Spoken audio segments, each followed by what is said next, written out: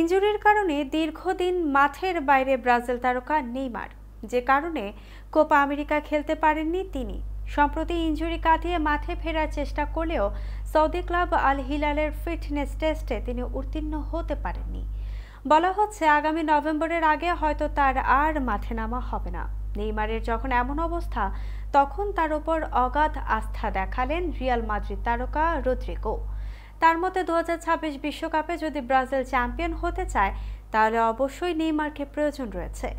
শুক্রবার ব্রাজিল ইকুয়েডরের বিপক্ষে বিশ্বকাপ বাছাই পর্বের ম্যাচ খেলতে নামে, যেখানে রদ্রিগোর একমাত্র গোলে ব্রাজিল 1-0 ব্যবধানে জয়লাভ করে।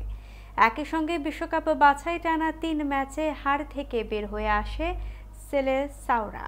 সাক্ষাৎকারে রদ্রিগো দাবি করেন, এখনও ব্রাজিলের প্রাণভোমরা নেইমার।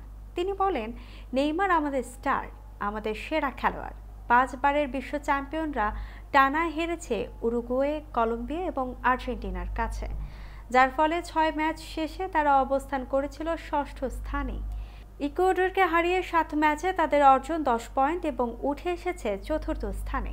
মঙ্গলবার তারা মুখোমুখি হবে প্যারাগুয়ের।